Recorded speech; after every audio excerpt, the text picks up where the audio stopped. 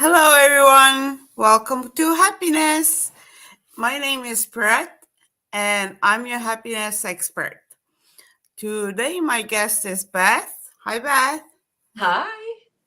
And we're going to talk about how unresolved childhood trauma can show itself in adulthood, in adults. So let's get right into it, and I'm going to let Beth introduce herself. Okay, Beth. Okay, so my name is Beth Brown Rinella, and I'm a healer, and I am devoted to raising the consciousness of women by helping them understand themselves, any kind of emotional trauma or wounding that they still have, and excuse me. I'm a mentor, I'm a priestess, and basically, I feel like part of my reason for being on this planet is to serve. And she who I serve are women who are Mhm. seeking. So that's kind of it. Yeah. Yeah, and you help a lot of people like you how do you say healing, like the healing part you do is amazing and just like calming people down. So I've seen a lot of work you've done and a lot of people you help. So that's why I wanted to have you as a guest. Well, thank you so much. I'm Mhm. honored and humbled by the Mhm. request. It's Yeah. beautiful. So every guest I start with the same question. What is your definition of happiness? So for me, happiness is peace. I don't see a difference between peace and happiness. If I'm peaceful, then I'm happy. If I'm stressed out, I'm not happy. So peace is would be my answer. Mm-hmm. So like what, but when you have those moments when you say like you can say that you're not happy. You have the difference, you feel that difference for yourself. Yeah. So Yeah. the things. Okay, that's interesting too. And I think that the more we get to know ourselves and we start relating how we feel to what's happening in our body, we start to realize that there's a correlation, right? So when I'm stressed, I'm tense. It's like tight, ugh. And when I'm happy, it's like, oh my God, it's like loose and free and big draws of breath in the chest. And when it's tight, it's like, Mm-hmm. so, that's when I know that I'm at peace because everything is relaxed and at ease. Mm-hmm. Can you make yourself go in different stages or Yeah, not always? You can. you usually can. I think the breath is, I feel like the breath is the silent gift that we have for ourselves because we take it everywhere. We don't need Mm-hmm. it in a pill. We don't need it, we don't need to bring it somehow in a bag with us. It's always available. So when I find myself feeling that rise of stress or tension, I'm, and then Mm-hmm. immediately shifts. So it's like the Mm-hmm. tension kind of gets nipped, like, oh, it's trying to rise. And but Mm-hmm. and my kids got so attuned to me doing that. My daughter would say, "What's wrong, Mom?" And I'm like, "Nothing's wrong." It's like if they're like in the back of the car and I'm trying to drive and it's raining and I just feel like getting more stressed or tense and Mm-hmm. I would just it's just like everything just comes back into more of a centered place, and then I can focus on what needs to be dealt with and not just what my natural response to the kids in the back and the rain and driving and trying to get someplace safe. Mm-hmm. I actually noticed a few days ago as well how our body does it up by itself as well. Like I was doing something and suddenly my body just took in like big that like breath and let it out really slow. Like I was not like thinking that I'm gonna need to do it or I want to do it. It just like it just happened. I was like, ooh, Mm-hmm. that's interesting as It's one well. of my little secret weapons that I use for myself. And sometimes if I'm really stressed or if I'm afraid, like if something has frightened me and I'm full of adrenaline, it may take 2 or 3. And on the mindset, I'm also saying, I'm safe. It's okay. It's okay. Woo, that was scary for a minute, but when I do that breath, it supports what my thinking mind is saying. And my whole body goes, okay, we're okay. Mm-hmm. Mm-hmm. It's That's cool. simple but effective, you know? Yeah, it is. Well, let's get to our topic as well with the childhood traumas and everything, because the way it caught my attention was like I saw you posting in a Facebook and you posted about like how childhood, like what are the things that you can tell that you have unresolved childhood trauma as an adult, and you had list of things. And I Mm-hmm. actually wrote them down. It was like one of them were like I'm gonna read it out like fixing others, people pleasing, codependency, external validation needed, living on high alert, fear of abandonment, and tolerates abusive behavior. There were a few more, but like those are the ones that stand up for me. Mm. So I was thinking like, do people usually who come to you, do they already know? Oh, your camera went off. That There I Oh, am. your camera went off for a second. That's fine. Yeah, I'm so sorry. hmm So, do people usually know that this is what's happening to them, or they coming? Do they coming to come with saying like, "I have this trauma," or they coming with their what's already happening because of their trauma, and you have to figure out that what the trauma was, or both? So a lot of times people come feeling like something's missing or they can't move ahead or they keep doing manifestation techniques or they're chanting or they're doing yoga or whatever and they just still feel like they're stuck in some kind of something that's not working.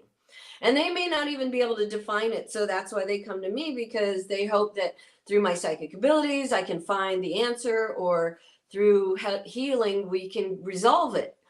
But mostly, I find that what happens when we are children and something happens, children start immediate adaptation to that experience. So, like, I should have written down examples just to have it. But, for example, if the mom tells the children, let's say there's 3 girls in a family, and hmm mom always says, it's my Oh, your iPad. camera. So Oh. mornings are busy phone call times, I guess, for me. But the main thing is, if the mom has this thing where she says to the eldest daughter, well, she's the smart one and she's the pretty one, to the second daughter, and the third daughter is, well, she's just a mess. We don't know what to think about her. hmm Each one of those girls is going to carry a certain level of trauma, or what we would call trauma, even though maybe it's not at a level of trauma, but it would be a wound that they would hmm carry, thinking, I don't want to just be the pretty one. I want to be the hmm smart one. I'm hmm smart. Am I not allowed to be smart because she's the hmm smart one and I'm the pretty one? Like, it's confusing to a child. Yeah, it becomes the inner voice. Exactly. So if my mom, who is the authority in my world, tells me that I'm the one, we don't know what to do with her, kind of a thing, then she may adopt this idea, well, I'm a mess, nobody loves me, nobody knows, and then she just fills in the blanks as life happens. And when that happens, we start building these different trauma responses, like, well, if nobody knows what to do with me, if I'm super nice, everyone will love me. And they become a people pleaser. hmm If you're the smart one, then maybe you feel it's your job to comfort the one that's upset, that's the pretty one, or the one no one knows what to do with. Maybe your job is to try to fix them because you're the smart one. Mm-hmm. And it's like these little, like, we think it's funny when someone says, oh, you're the pretty one, you're the smart one. They don't realize how kids internalize these statements. Mm-hmm. And you build that in with, now it's a layer. And now you go to school, and if you get a bad grade and you're the smart one, now you're like, oh my gosh, I'm in trouble. I have to prove that I'm the smart one. I have to maintain being the smart one. And now there's a pressure to Mm-hmm. be a straight A student, a good student. I've got to belong to clubs. I have to do this. And now you start seeing perfection becoming this response to the trauma or wound that innocently got dropped in her lap. Yeah. And then from a more spiritual, energetic way of seeing it, the more we believe in this, the more we magnetize more experiences to support us needing to people please. So we'll draw to us people that want to be taken care of, Mm-hmm. and they'll be grateful, and we'll be like, that's just how I am. I love to take care of people. Mm-hmm. Right? I look And at they that feel like they have to fix them. exactly. And I look at it and I see no difference in someone saying, I have a fever. Right? Oh. To all of us, if you hear, I have a fever, we think, oh, you might have a virus. Something's going wrong. You're sick. When I hear someone say, oh, it just makes me so happy to people please, to help people, to serve people. I see that no difference than hearing that she's got a fever. I'm thinking, oh, she's got something she has not dealt with. Mm-hmm. Because So what would be their first steps to like what first steps you kind of like give them guidance on? so first I try to explain what I just told you guys, which Mm-hmm. is something happened. It may not have been some big traumatic, awful, we had a car accident and we all were in the hospital level trauma. It could be something subtle, like one statement from one parent, Yeah. and And it carries changes. on. Yeah. So when I get them to understand that that's how these energies work, Mm-hmm. they start connecting the dots themselves. And Mm-hmm. now they're already feeling empowered because now they're going, oh, I never thought of it that way. And so Mm-hmm. this is why I do this behavior. Yes. Oh, this is how you as a little kid interpreted the statement that your mother made. And now you adapted your behavior to match what you feel was not going to let your mother down. Mm-hmm. Right? And isn't it interesting how they carry it for like 30, 40, 50 years? Just one little word or sentence, and like 50 years old person still saying like, my mom or my dad or my friend or my cousin said this when I was 10 years old. And it's been 40 years and that's still with them. Yeah. And people want to say, well, just get over it. You're grown up, just get over it. But it's woven into the way that we see ourselves, right? So one of the things I often ask people when they start mentoring with me is describe yourself without any roles. Mm-hmm.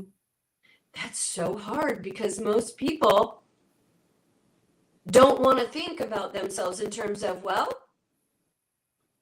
I'm a loyal person, I'm kind, I'm intelligent, I'm forthright, I'm an Aries.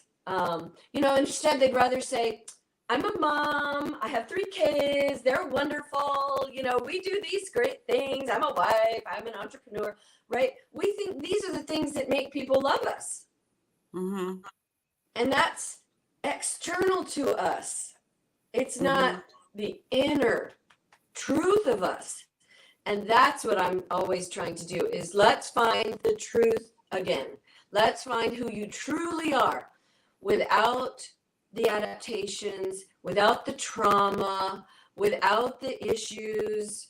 Let's see who you really are when we strip away all the narratives that you have convinced yourself are you, Yeah. right? Hmm. And also, some of the people just go directly, they just see themselves not even with those labels, but just with what they have. Hmm. Some Like people what think it's they a skill. wear, what their hairstyle is, and that's all their like perception of who they are is what they have and what they look like, and they don't have any knowledge about like who they're, like you said, who they really are, Right. the personality. And it and And it that's the first thing to find, right? Yeah, I think so. At least to Mhm. begin the Yeah. conversation so that now they're starting to pay attention when they respond a certain way to their family or to a request from their boss. They start to realize, oh, was that a trauma response? Or what do, and so, this is the other things I start teaching them how to check in with themselves so that they realize, am I responding as a people pleaser or do I really just want to do this? Right? Hmm.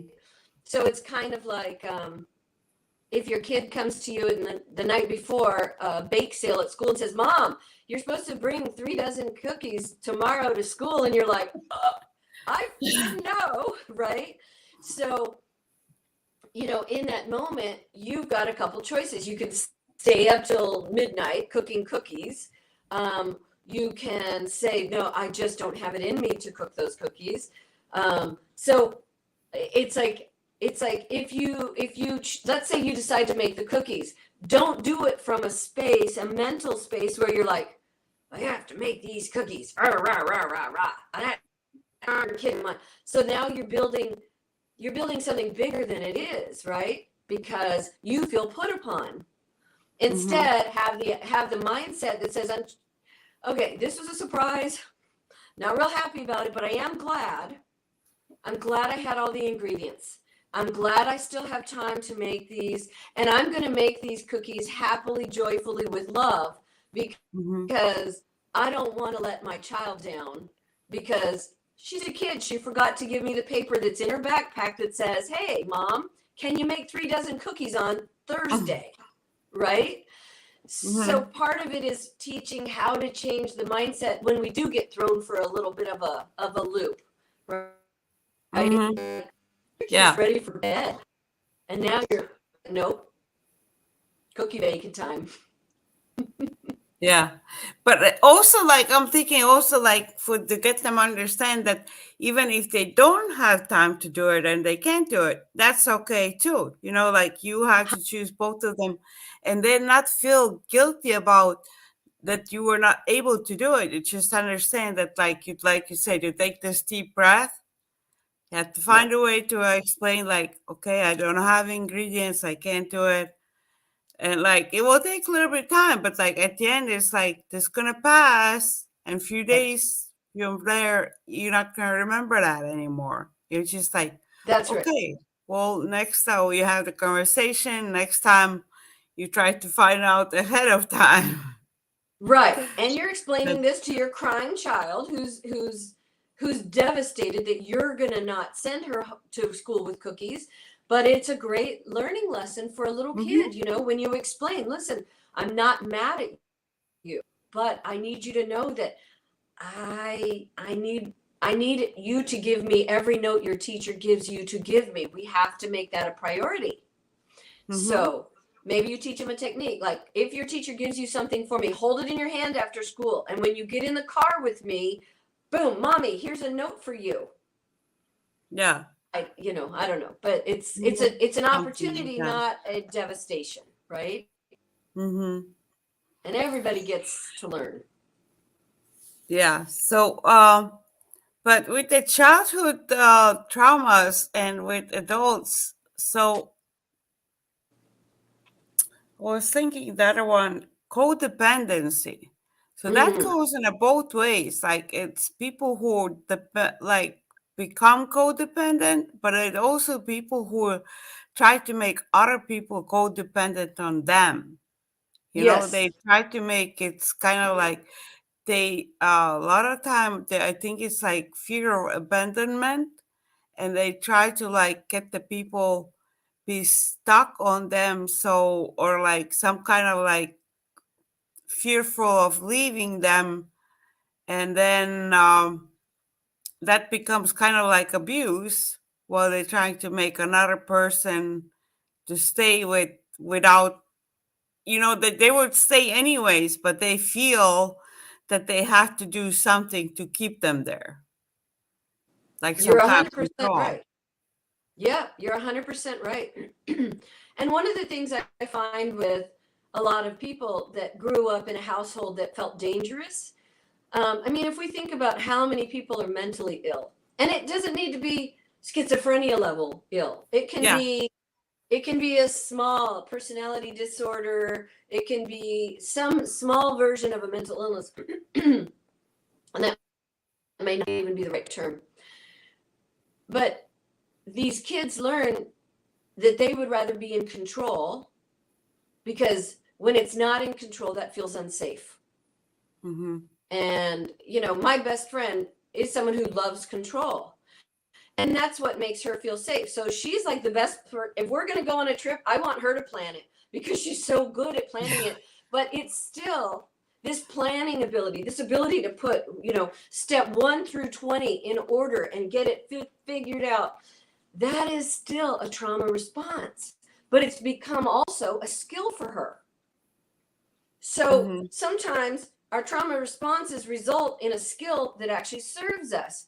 But when we look at it, the reason behind that still stemmed from not feeling safe as a child and having a parent that maybe they never knew what they were coming home to, happy mom, to scary mom, to childlike mom, happy mom, fun mom.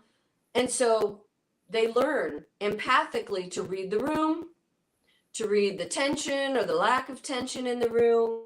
And they respond by maybe hiding, by people pleasing, by trying to be a clown, oh, mom's sad, so I'm going to be funny. I'm going to make her happy, right? Because kids are so precious and wonderful.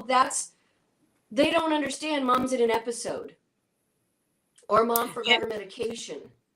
Or even like, let's go this way, like how it is with, instead of mom, it could be also father. So what is behavior, childhood, adults that had problems with their fathers? So this is a really good one, especially for women. Okay. So this is my theory. Okay. I feel like girls need a certain amount of attention, and it's almost measurable. They need a certain amount of attention from their father.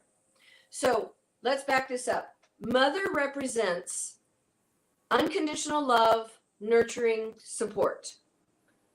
Father represents safety, protection, and like support of the family, right? Like, so this is because over centuries that these are the roles that our parents have played. This is kind of an expectation that's already in our DNA. So children get born knowing at this unconscious level that mom is going to be love, nurturing, and I'm going to feel good. She's going to provide me nurturing, food, hugs, snuggles, putting me to bed so sweetly and gently, right? Singing, rocking. This is mother. I get it. I recognize it. Father is the big, strong man who can throw you in the air and make you feel giggly and safe and protect you. And if there's a dog running at you, dad will handle the situation, right? However, if, let's say, dad is very involved with his career and he's not home very much, or he just doesn't know what to do with a girl child, or children in general, it doesn't have to just be girls. But what this does for a girl when she feels like she's trying to prove her worth to her father. Daddy, look at the grades I got. And dad's like, yes, that's good. You should get good grades. You're smart. But he doesn't, oh, honey, good job. This is really good. You really put some good effort into this, into your schoolwork, and your report card's amazing. High five. Let's go get an ice cream, right? If dad's response is meh, blah, yeah, nothing. they're not involved. she's going to seek male attention in many different forms for the rest of her life, potentially. So this is why girls who feel abandoned by their fathers often become sexually promiscuous, because they start to distort sexuality for attention, sexuality for love. And it's one of the saddest things to me, because I grew up watching girls who just became very different.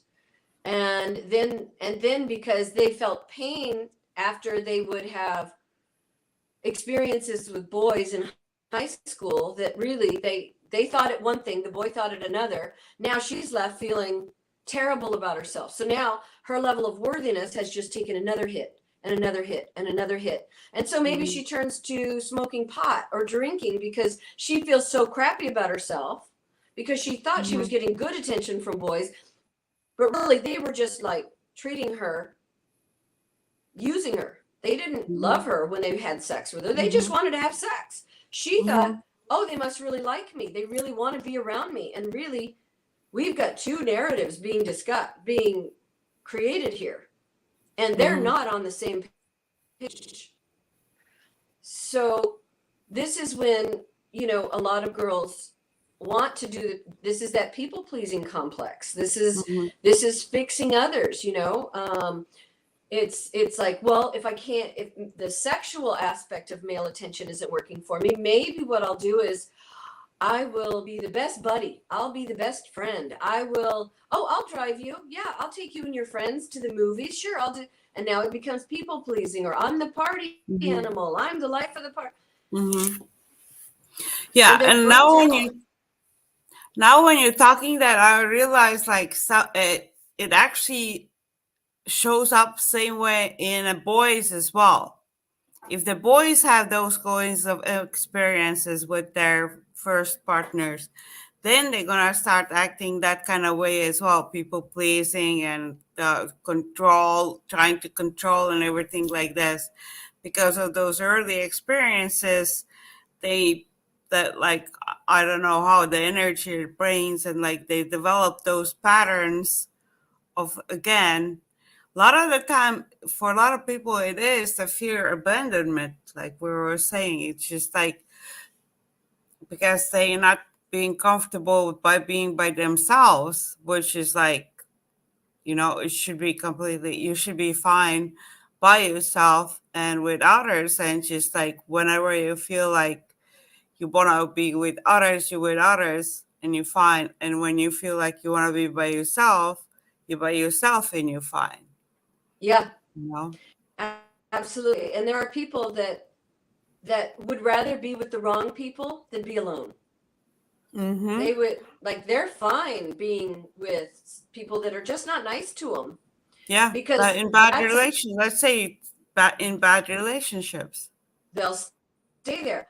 And oftentimes they just stop looking at what their own wants and needs are. They put that completely aside because their goal is to still try to get what they didn't get as children from their father or their mother or both, right? And this is where it just gets so sad, because if I say, well, what do you want? If you had a day, you could do anything, money was no object, travel was not a problem. For a lot of people, they're so invested in everyone else's happiness, they don't know what they like. They don't know what they would do if they were given a day, like a gift day. You can do anything, PIRET, anything in the world. Go anywhere. Do for yourself. What would you do? They'd be like, oh, can I bring my husband? No.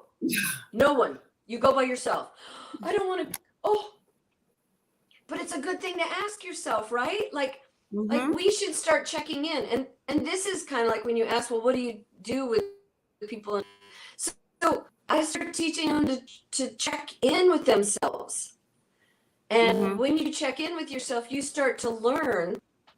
I can see my Wi-Fi is kind of starting to lag. Yeah, sorry. But yeah, I saw it as well, but don't worry about it. Like, okay.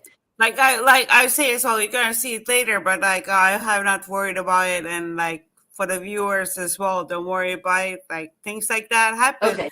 and that's what I'm trying to teach as well. That like life happens, life Yeah. happens, and then you just like Yeah. keep on going on. Like you don't stop because like okay, the internet's not stable right now. The, later on, it's gonna be stable. That's just like one moment in your life you went through Exactly. this, you learned something, and then but you had to learn how to like let it go and like you say, breathe and like go on with their lives and everything like that. And like you say, that trauma, you have to find a way to release it. And you give that healing different methods and different ways of letting that go because like we're saying, a lot of people carry it for 20, 30, 40 years, Yeah. and even just carrying it like few days sometimes is too much. Like we're saying, like we had this like internet connection right now, a little bit like going on and off, but it's just one moment, Yeah. like little bit of moments, and then everything goes back and like it wasn't like a big deal, really. But we are like I've learned it like now I've been practicing for a while in different situations in life. It's just like, okay, now it's over. It's already over. Like a few seconds later, it's already over. But like before, it just carries and starts carrying in your brain. Like it just like rolls and rolls and rolls. And it still sometimes happens to me when it starts rolling. Then I try to like, if I can't stop it, then I try to bring somebody else in to talk Mhm. about it, and then it stops rolling when I talk it out. That's very smart. So, That's called I call that looping. When you're looping a thought or you're having a conversation with someone, let's say you had a little disagreement and you don't feel that you spoke your truth, you might have that conversation, but you're now speaking the truth that you want, right? As a way to try to solve it in your own mind. But yeah, looping is a real thing, and it really takes some personal mastery to say, okay, I'm looping. Woo! I want to stop the looping. Okay, how do I stop that thought? And sometimes it's like just I have to talk myself through it. So it's like okay, so you had this conversation with this person, it didn't go so well. Why are you still bothered by it? What is bothering you? Oh, she cut me off. oh, now you went sideways.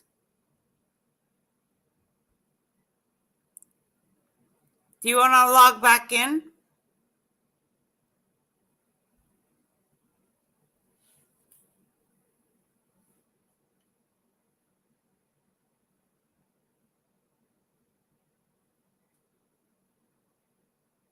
Let's see if she's gonna log back in. We'll get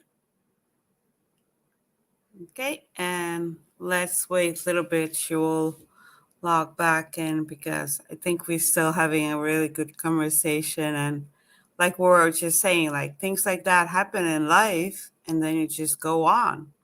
You don't stop because something went a little bit different. So you figured out the situation, and you just adjust. It's just like adjustment. Like let me give you some advice. Like if you're planning to do something in your day and that doesn't happen, you don't dwell the rest of the day about like, okay, what happened or why did it happen. You just you think, oh, like, okay, well, I was planning to go to the beach, but it started raining.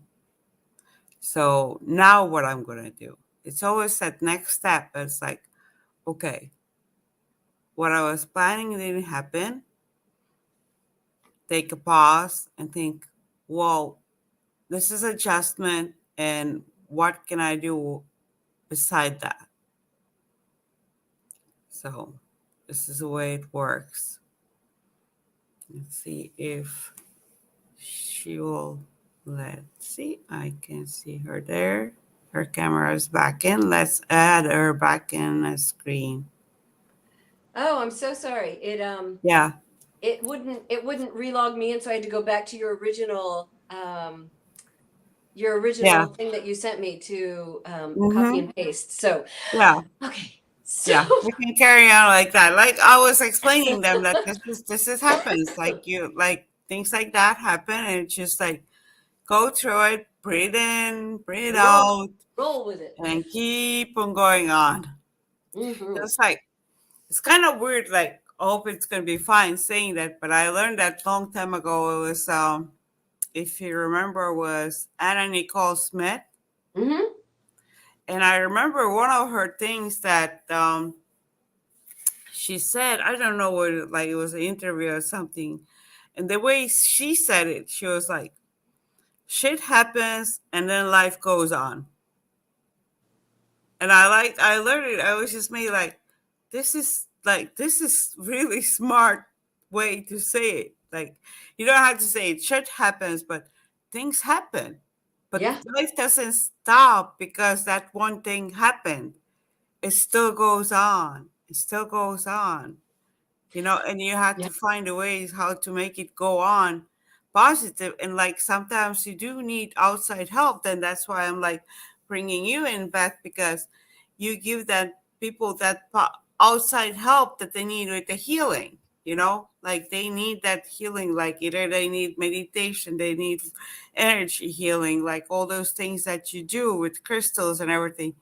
They need, if they can't help themselves, then they need somebody else to step in and help them or help them get through it. I agree. And And that's, I have friends that are in the business that I go to, that I call and say, "Hey, I'm having a problem. I'm really struggling with something. Can we make an appointment?" And it's literally like we find ourselves in the forest and we can't see the trees, right? We're so mm-hmm, immersed in our own stuff that mm-hmm, everyone, I mean, I'm always I'm always asking people, don't try to do this just on your own, because you can only get so far. yeah, When and when you have someone else who's trying to, there's a very mothering kind of component to the work that I do, because I feel like so much of what we need is more mothering in a mm-hmm, way that actually feels good to us. So yeah, when people have trauma, a lot of times I'm like, well, you need to mother yourself. And they go, what do you mean by that? mm-hmm, So when we mother ourselves, it's like this, like, it may be, let's say we're looping on something and we're like, if I were smarter, I would be further in life. I wouldn't be so broke if I were just, blah, blah. And it's like, that's when you come in and you say, you are smart enough, sweetie. You are smart enough. You are clever. You just need to figure it out. You will. You just may not figure out in this moment, but just stay open to opportunities. You're good. You're worthy. You're valuable. You have so much to offer. If you're looking for a new job, for example, you have so much to offer the company that is lucky enough to hire you. You have a great outlook. You have a great skill set. But see, I'm only talking to myself. I'm not looking in the mirror, but you can do it in the mirror.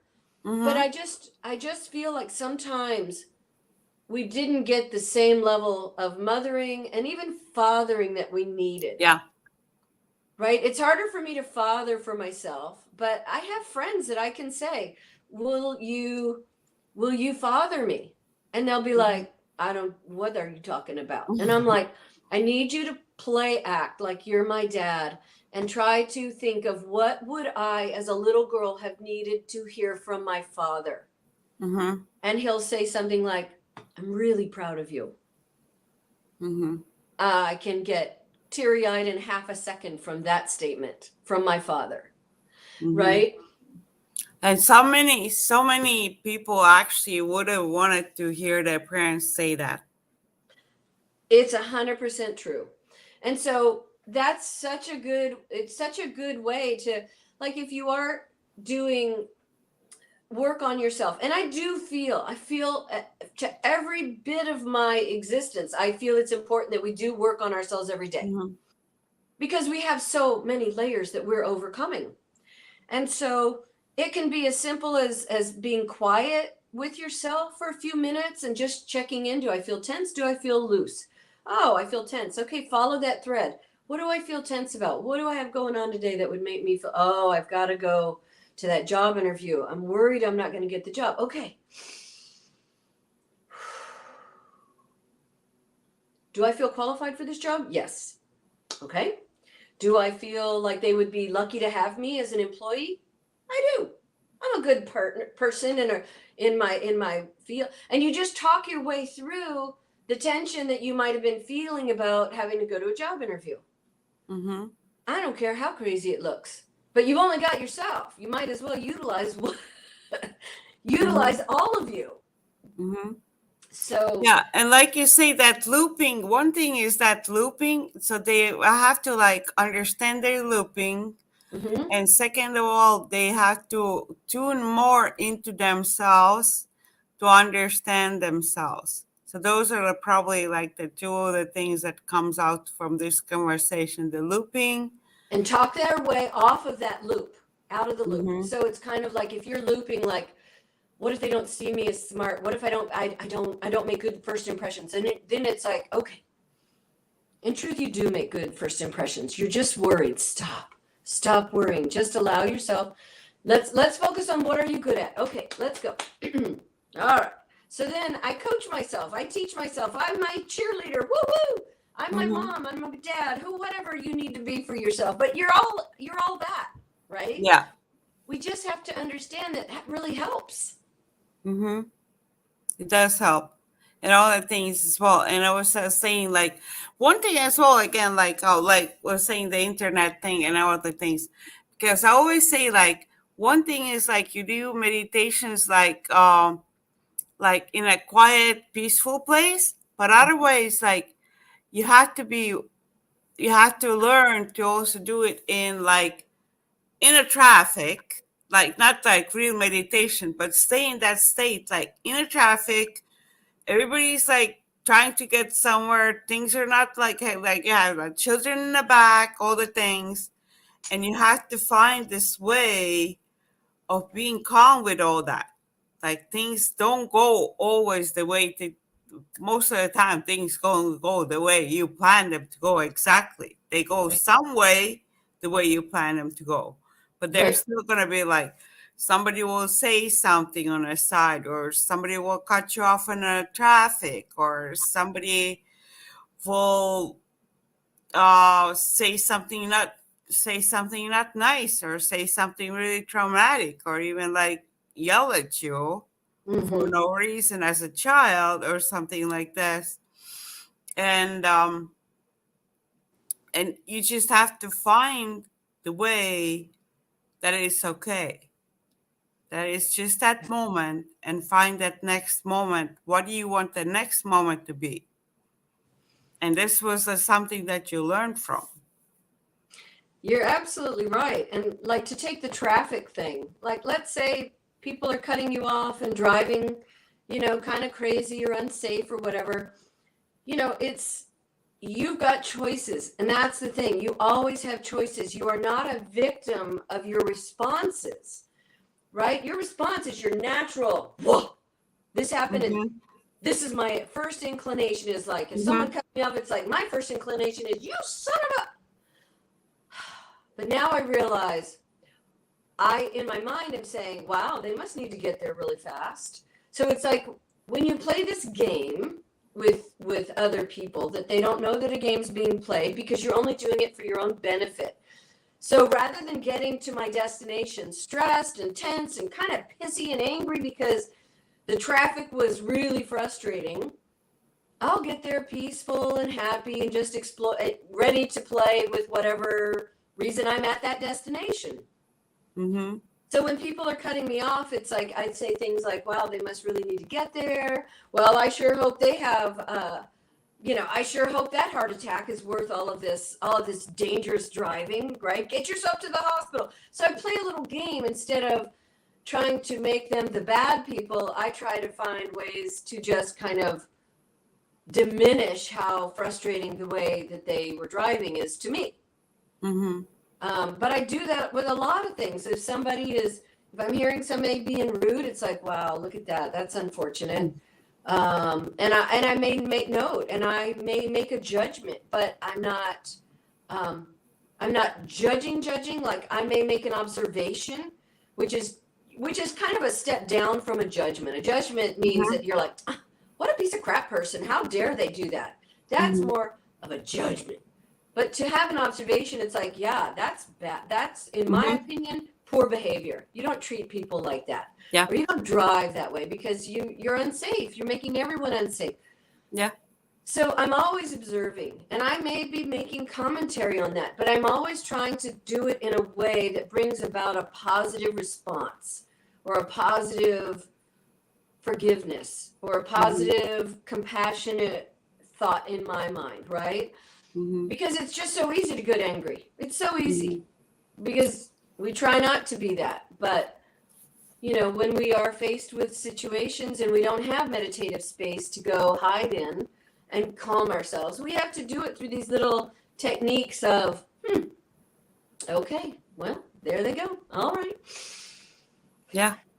You know what I just realized? Because a lot of things when I'm like talking with the guests, like I realized as well, exactly what you're talking about right now, we do it to ourselves as well. Like when we do something that we didn't want to do, and then we start judging ourselves. Instead of judging ourselves, start observing ourselves and see, like, okay, but like I had this rough moment, or like this is why, like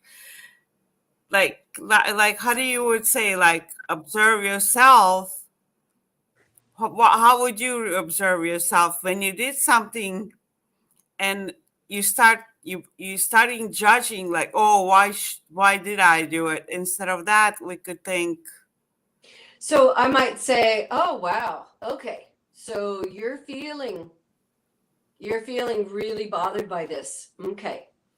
What is it about this that's bothering me? And so this is that thread thing. You take the thread and you go, what is this that's bothering me? Okay, so this is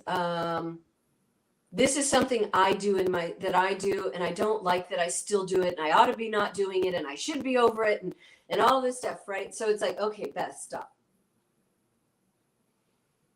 All right, why am I doing this? Okay, so this is how I react when I get angry and I don't feel like I can really yell at someone. I yell at myself.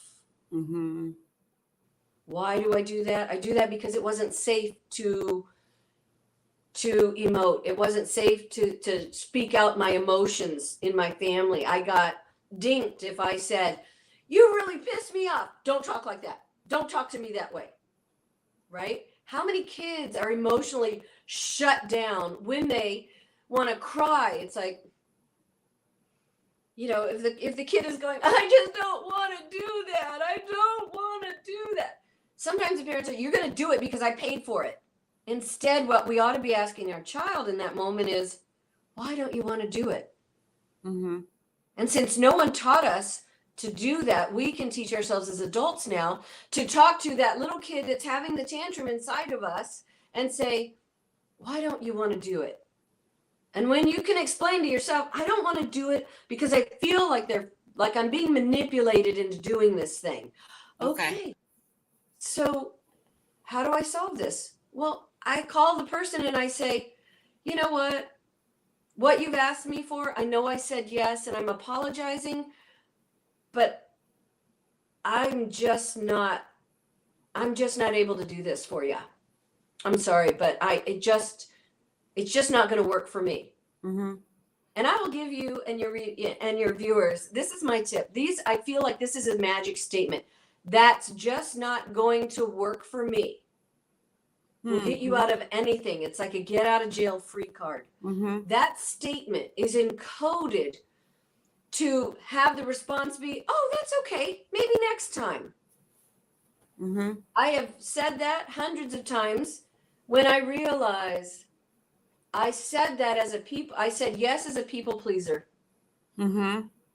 And I was just thinking, it might be uncomfortable in the beginning and Yes. first few times, and then you get comfortable like doing it, but still, like, probably like first moments after saying that, it might feel uncomfortable, but you stay true to yourself and you're not going to be like frustrated and all that. But takes It's right. practice. And when you realize the response is not going to be a negative, guilt inducing kind of response, when you say that, it gives them nothing to stand on, except the only thing I've ever had someone say to me in response to that is, well, why not? And I just reiterate, well, it's just not going to work for me. Right? They don't, it's not their business. Yeah. If you ask me to do a favor and I say it's not going to work for me, it's not your business why I can't do it. It's a no. And so when you get really clear with yourself, like, I don't want to do this because I feel manipulated into doing it, I have to stick to my own guns because I'm my own protector now. Yeah. So I can do the act, but I'm going to resent her. I'm going to resent what I'm being asked to do, and I'm not going to have a good time doing it. So why would I ever continue going forward? It's a better course of action for you, because really in the end, we're really supposed to be acting on our own best interest, right? To go ahead and just say, I'm so sorry I said yes. In the moment I thought I could, but now I realize that's just not going to work for me. Okay.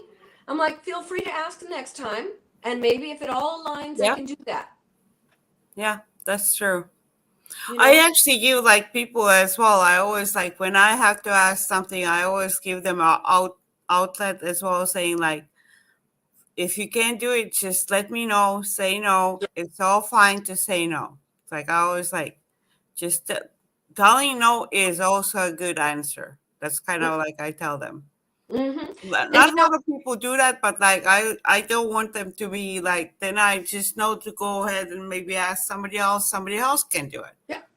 But that's because you have a greater awareness. You've been meditating for years. You've been in my meditations for years when we were doing those.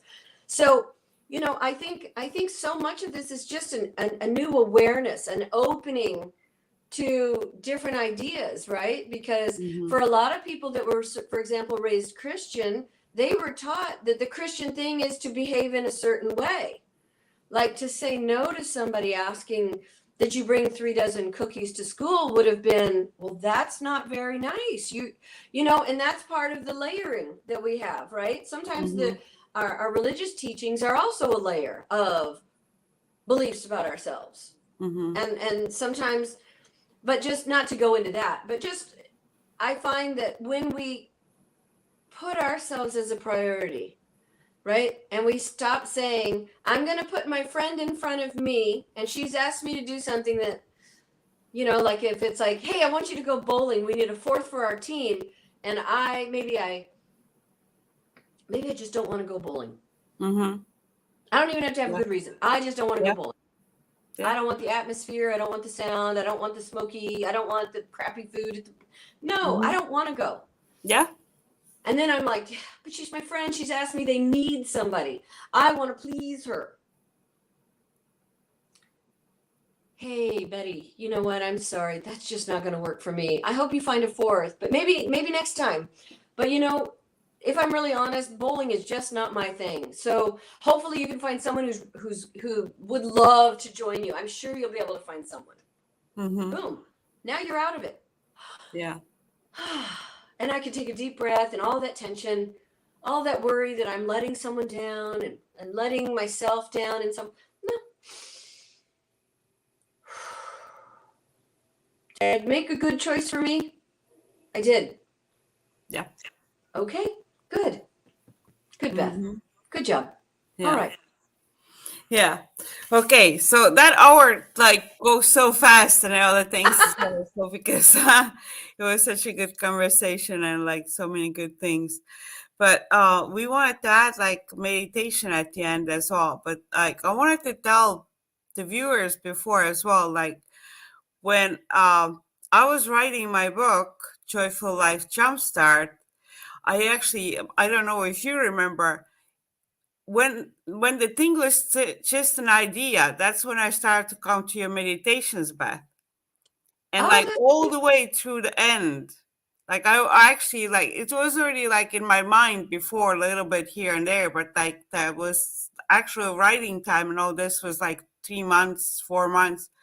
But those are like that's when I came to your meditations all the time, and I got all those messages and everything, and like because in my mind it was like the Joyful Life's Jumpstart, but the cards that were I was pulling, I don't know if you remember, they were always like something joy this, joy that, like joyful something like to do with the joy. And I was like, how is that even possible? You know, like I'm writing a book about joy and I'm here in meditation and I'm pulling those cards about joy. It was like it was so cool. I love that. Oh, I Yeah. love that. Hmm.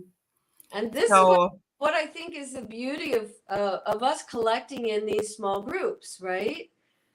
yeah, Is that even when we don't have an inkling of something that's important that's happening within somebody, just holding a container or a space or a safe environment for them to just illuminate who they are and what they're supposed to be doing in themselves, it's amazing. It's so beautiful. Thank yeah. you for sharing that with me. That makes me so happy. Mm-hmm. That's amazing. You happiness expert, you just made me happy. Thank you. Well, that works out good. Okay, so before we're gonna do the meditation, let's let people know how they can find you, and I'm gonna put your website address in the bottom as well, and I'm gonna have all those links there on description and all the thing. But like, just tell them about the store and your website, Okay. how they can reach it. So 9 years ago, 10 years ago, Spirit jumped in during a meditation and said, it's time to open a store. And I was like, what? What store? What are you talking about? And I'd been a farmer's market booth person. I sold jewelry and baskets from Africa and stuff like that. So I opened my store. I did it all wrong. I ended up with $248 in the bank. But I was following Spirit. Spirit was very clear in my heart. This was meant to be. Spirit needed us. The town needed us, blah, blah, blah. And 9 years later, we have Goddess I Am. And we are a healing and meditation center. We are also a store. So we sell lots of crystals for support. Basically, what we try to have in our shop are all of the tools that you might need if you want to feel better about living and life and yourself. And so we sell candles.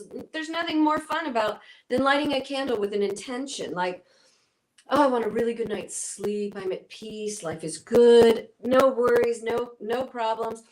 I'm going to have a good night's sleep. Light your candle, boom. You may feel like that enhanced your sleep that night. We sell books, but we also do classes and meditations. We have sound baths now. So we have crystal bowls and gongs and stuff that we have every Wednesday night with Chelsea.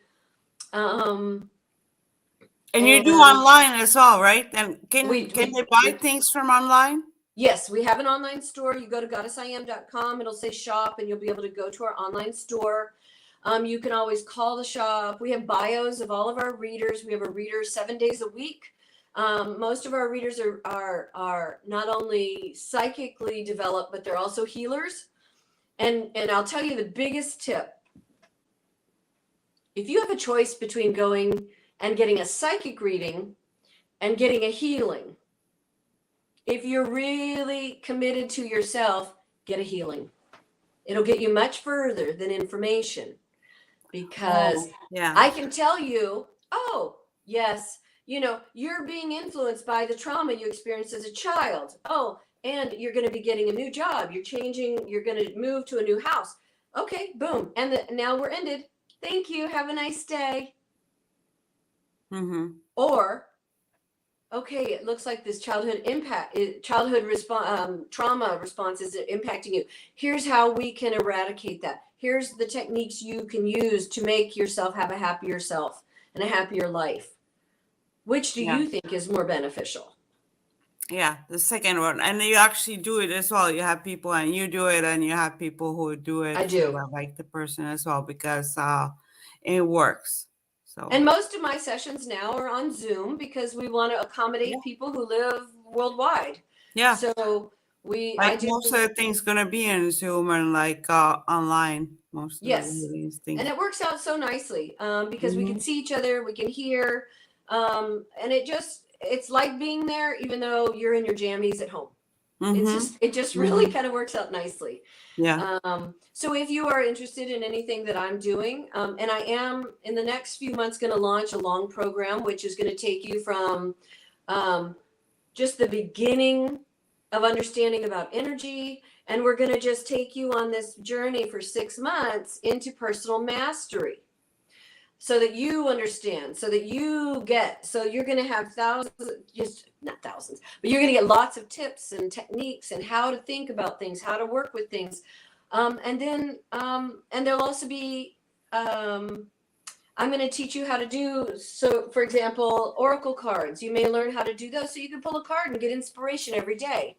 Mm-hmm. Um, and how to use a pendulum if you want. So Mm-hmm. that's my Does that big project. So does that anyways, project has a name yet or no? it's called Sacred and Wildlife Okay. because I want to bring the sacred into everyday living and I want us to all get a little bit feral because we've been good girls for too long. I want us to get a little wild and see that somehow being wild also equates to being free. Mm-hmm. And Yes, when we feel that free, is true. Yeah, we woo, need that. that's Mm-hmm. right. Then life gets really fun. Mm-hmm. Because otherwise it gets just like mundane and like that's what we have problem when everything is just like always the same and the just energies like needs to move up like Yes. higher. It doesn't go Yes. like doesn't need to go as much low, like more high, high, high and like calm and high will be good. And the more you work on yourself, the more you realize that these moments of absolute elation followed by, sorry, I got to stay in the screen, followed Yeah. by these lowered little pits of despair, what we start doing when we work on ourselves is we smooth it out. Yeah. So we have our happy times and we have our sad times, or we have our Yeah. lower times, but the But you happy, don't have those falls. right, they're not so disparate, right? Mm-hmm. Now they're kind of in this, and these are all manageable in a good way. Mm-hmm. The hard is manageable in a good way, and the happy is manageable in an even better way. Mm-hmm. Okay, let's start the meditation because our hour is over. All And I'm right. gonna do it like you lead, and I'm gonna do it, and then we'll end this show after that. We'll end the show so people like who viewing and doing the meditation with us. Then after we end, we're gonna end the live, and you can take your time to get back and adjust with everything else. So make sure you don't do the meditation while you're driving. Yes, please don't do that. Yeah. Okay. So, PIRET, before I start, I'm looking at the time. What would you like? I know we'd said, but since we've gone over, what would you like time wise for me to do? Would you like 10 minutes, 15 minutes? What do you have time? A little bit, like 10 minutes. I have plenty of time. I have Okay. all the time in the world. I just don't want it to go too far beyond what your podcast allows Because for. like the way I'm thinking, like people who watch the show like will be in an hour, and now the 15 minutes would be that on top of that for meditation for bonus. Okay. Okay, let's do that. All right. So go ahead and close your eyes. Take a nice, really deep, long, slow, measured breath in through the nose and out through the mouth. And on the first few breaths, if you want to make a little noise on the exhale, feel free, because sometimes what we're doing and we don't realize is let's bring in love in through the inhale and let's exhale everything that doesn't serve me. Inhaling love, exhaling difficulty, hardship, trauma, worry, doubt, fear, concern. Just let them go. Let them go. And as we're taking these nice, deep, slow, measured breaths, feel that your body is beginning to respond. The breath is informing your body that it's safe to just unwind, let go, release all control. We're just going to sit here quietly, gently, Feel your shoulders slump. Your limbs begin to feel a little heavy. Keep your back nice and straight as it kind of anchors into your hips, allowing you to be erect in your seating, but also very comfortable. Like there's no strain, no stress on the body. And as we just let go, maybe you start to feel that your abdomen relaxes. Maybe your belly pooches out a little bit. Because I don't know about you, but as a woman, I have always a tension at my belly to hold my gut in. And in meditation, just let it go.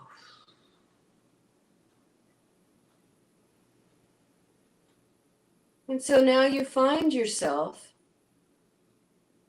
at the edge of a beautiful mountain meadow. The air is cool and crisp. And as you look down at your arms and your body, you see that you're dressed appropriately.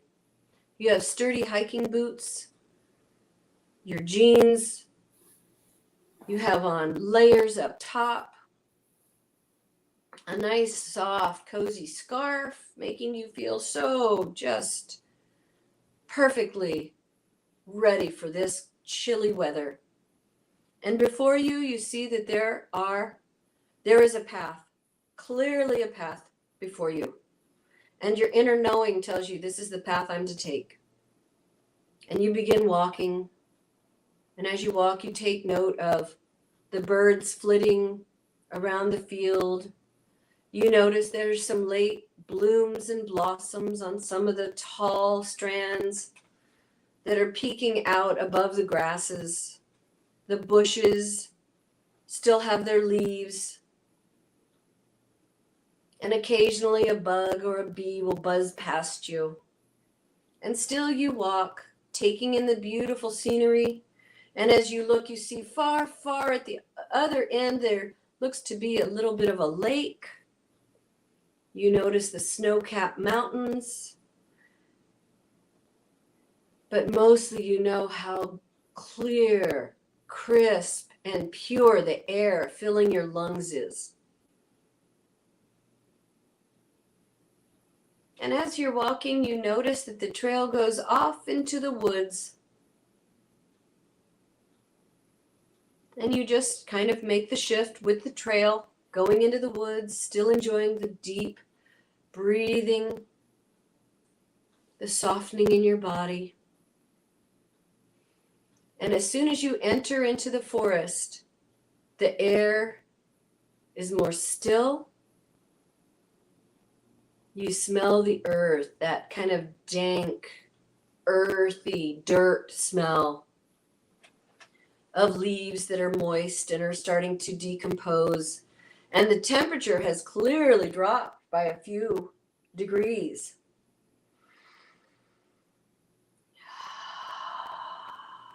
Nice deep breath. And you see no fear, feel no fear in this forest. You know that you are safe with every footstep you take deeper and deeper into the forest. And up ahead, you see that there is a fenced-in area. And you think, wow, that's unique. But you know that this is where you're going. And it's almost as if someone has created a secret garden here in the forest. And they fenced it in. And you get to the gate, and it easily opens for you as if you came here every day. It swings on oiled hinges.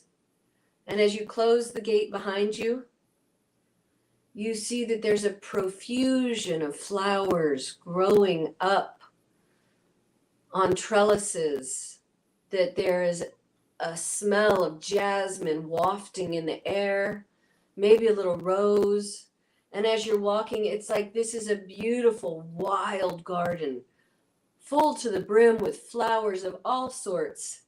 And you're also seeing that here in this magical garden, there are trees with fruit dangling from them. Off to one side, I see an orange tree. Off to another side, I see apples glistening in in the dewiness that is on them. And as I'm looking at this beautiful magical garden, what I see is also a bench, and an ornate bench at that. It's a beautiful hand-carved bench that if you look at it straight on, looks like a butterfly. And when you sit, you're being nestled against the butterfly wing that forms the back of the bench. And so go ahead and sit down. And as you sit, you marvel at the beauty of this crazy secret garden. And from the back of the garden,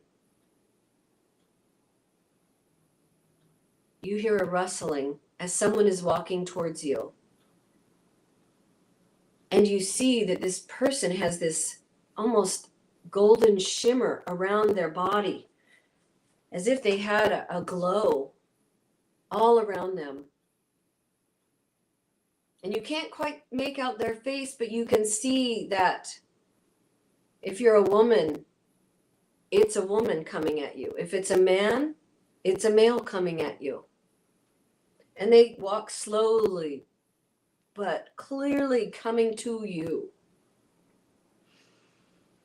And as you are marveling again at this person's glow, you start to take in their dress is very much like we read about in books of gods and goddesses.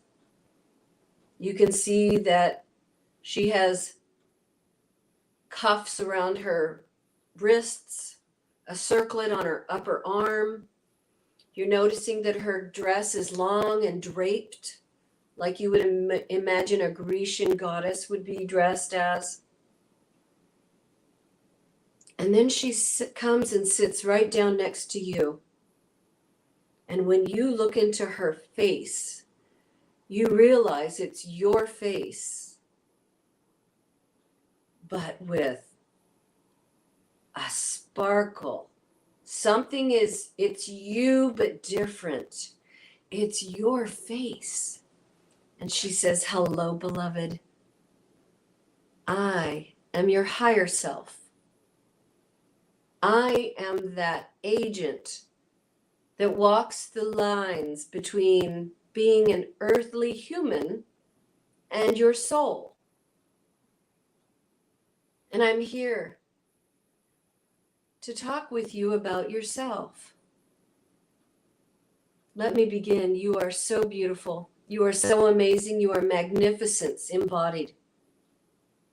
You are an eternal being having this earthly experience. And I'm glad we're having this chat today because there's a few things I would love to let you know about yourself. First, there's nothing wrong with you. Second, you are enough. You've never not been enough. Thirdly, you are lovable. So very lovable. So you are worthy, you are enough, and you are lovable. These I want you to hold close to your heart as a reminder when things look bleak, or you're feeling a little bit down, or things didn't work out. Remind yourself, I am worthy. I'm valuable. I am enough. I am lovable. I'm amazing. I'm so smart. I'm clever. I'll figure it out. I don't need to worry about things that are not my own. I don't need to borrow other people's problems. And so when you mainly remember, I am worthy, I'm valuable, I am enough, and I am lovable, there's nothing that the world can throw at you that can take that away from you. And so I'm also here to answer any questions you might have of me. You can ask me anything because I see the whole picture of why you're here as a human. and I love you. And I want only the best for you. And together we will find out and figure out what is your very best. And so we'll sit here for a few more minutes and just enjoy hanging out. You can ask questions. I will remind you that you're not broken. You've never been broken. You've never been unlovable. You've never been a problem. You've never been many of the things you might have heard that you are. You are so much more as a divine and eternal being of light. You take on being a human so that you have these opportunities of experiences. And so I want you to always understand that every poor or bad experience, every good and great experience is just that, an experience. Only you give it the quality, whether it's a good one or a bad one. In the end, it's just an experience. And what will you take away from that particular experience? What lesson does it provide you? And as you're hearing these words, you're anchoring them in, you are taking them in. They are golden, beautiful words of encouragement. So let's sit and enjoy one another for a little bit longer.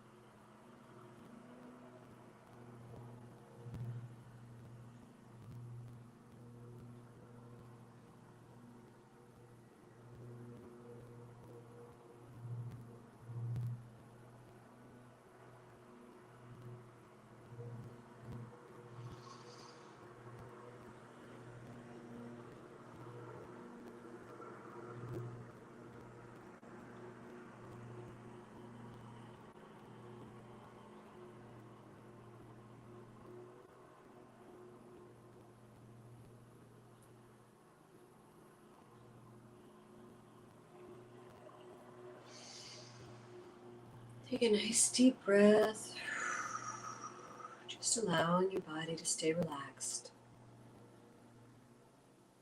And if you wish to linger here longer with your higher self, please do.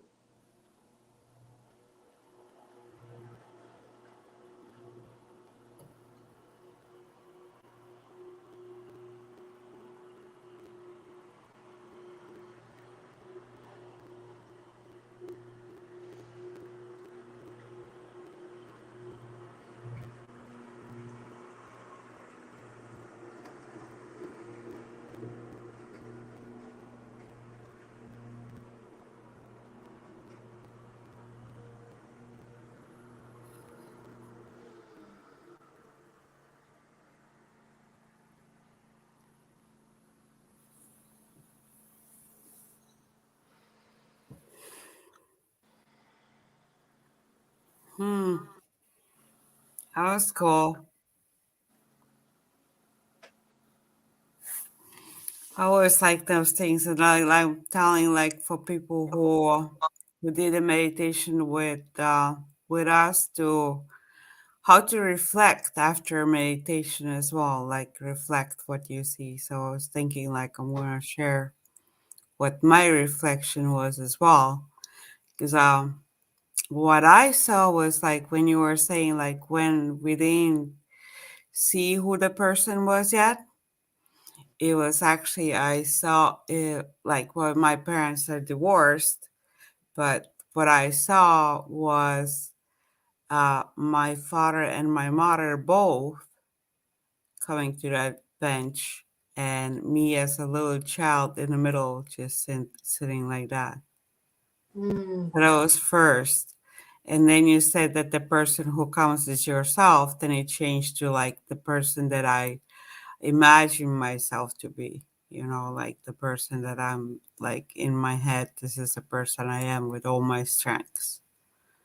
So that was the beautiful. person that was sitting in a bench. But it was interesting that in the beginning it was like me as a child and my mother and father together, like one on one side. And did that feel healing to be there with them together like that? Yeah, Mm. it was really like I'm saying, that's why I'm like I was telling you like we do this at the end because it takes time to like just adjust and like think about the feelings and things that you just experienced and what It's you saw.